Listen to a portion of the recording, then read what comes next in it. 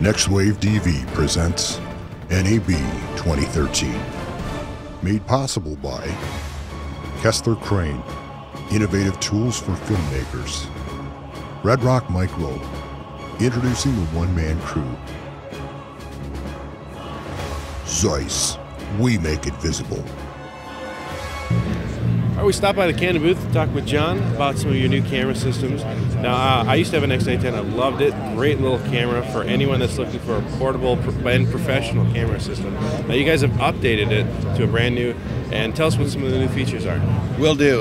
You're a great straight man, Tony. The XA10 obviously is the predecessor of the 2025. The 2025 really takes it up several notches. It's probably the most innovative and successful small camera we've ever made. In terms of a professional, high-quality, feature-rich camera, it's really an extraordinary camera for the size. What we've done is we've taken the XA10 concept, that very small, entry-level, professional, small sensor camcorder. We've literally embellished every single part of that. We've added a 20-to-1 optical zoom lens, which is really extraordinary for a camera this size. The recording medium is still SD card, dual slot. We now give you the option of either recording AVC HD or MP4, which is just an extraordinary capability. I can record in both codecs individually on those two slots, or record both slots in either of those two codecs. I do a lot of in-field editing, so being able to shoot MP4 and be able to edit on an iPad is pretty awesome. Yeah, usually when you go to the MP4, there's a little, on some cameras you're suffering because they only have one version of it, right, and it's usually not the format that you want in the first place. Exactly. So I'm really excited about that capability of it. The AVC HD codec allows for as high as a 28 megabit per second rate, so the compression is very low and the image quality is really very, very good. MP4, we can take it up to 35 megabits per second, so it's a really, really robust recording mechanism. On the other side of that, I can bring it all the way down to 3 megabytes a second. I can use a 640-360 file at 3 megabits or a 1280-720 file at 4 megabits, so it gives us that ability to upload and be very web friendly. Absolutely. I can web so for event coverage, stuff like we're doing right now, where you don't need to have super high resolution, you can be able to be quick, small, and fast. Exactly. So having that versatility is I think, very key. We have all of the prerequisite features of built-in XLR inputs, 48-volt phantom-powered supply, in a camera that's so incredibly small.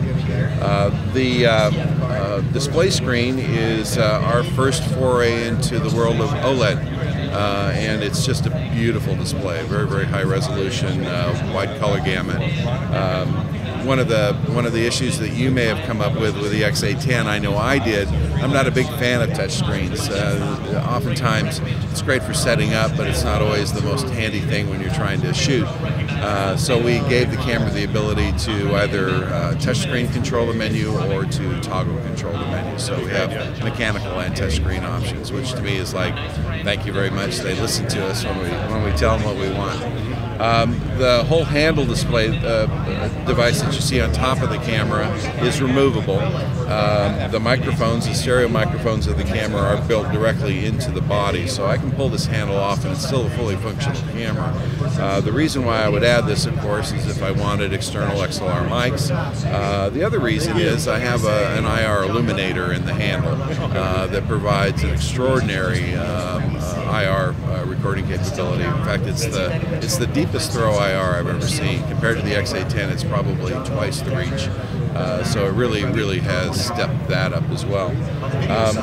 The whole package of the camera is very clearly being targeted as I see it, and I haven't heard this officially from Canon, but it's kind of my take. It has a very cinematic feel to it. So I appreciate the fact that we're still building small sensor camcorders. This particular sensor is slightly larger than a 1/3 inch. It's 1/2.8.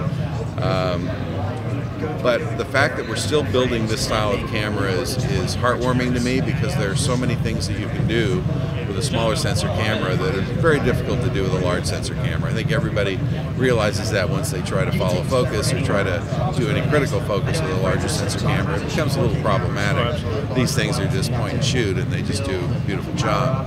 But the cinematic side of it is we're seeing greater dynamic range. We're seeing, for example, in the lens they've put a circular 8-bladed iris. So the bokeh is round and non-polygonal, and it's very smooth. It literally is video that you can mix with one of our higher-end C-style cameras, which you should probably take a look at too. But it's an amazing little camera. It has a new stabilization technology that we've never used before. It's a hybrid one.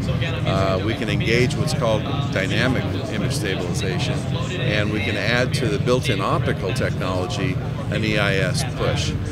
We've made the sensor a little bit larger. It's a 2.8 megapixel sensor. So that 2.2 megapixel that we're grabbing for the 1920-1080 has a little bit of look around, so that if we're in a situation where we need a little bit more image stabilization, I can actually go to an EIS technology that adds to the optical and makes the camera very good at high and low frequency vibration. So with the 20x zoom, if you're starting to get on the long end of that, you're going to need that. And obviously our engineers realize that when you start getting that kind of magnification in a very small package, everything that you can do to help that along, you're better off. So it's just a point-for-point, really, really extraordinary update. I'm liking also the design of your zoom rocker here. It's more traditional to a professional camera, a little bit more comfortable and easier to be, when you want to be critical, you can get in there and get that fine detail in the zoom. Exactly. The larger that toggle, the better as far as I'm concerned. And what we've done is we've taken a page out of the XF305, giving the rocker panel the ability to either be a variable zoom, depending on the amount of pressure we put on the toggle, or to set it at a fixed speed anywhere within a 16-speed range. We can even ramp it so that we can begin slow and go fast. We can begin slow, go fast, and then go slow. We can literally set the zoom up to be any way we want as a preset, so that we're not relying on the amount of pressure we put on the toggle to get the zoom. And all that's available right in the menu system to easily get at? Exactly. Very good. Exactly. So tell us a little bit about the difference between the XA20 and the XA25. So the two flavors are available with really only one difference, and it's not unlike the other cameras in our line, the 100, 105, the 300, 305. It's simply the addition of an HD STI output port.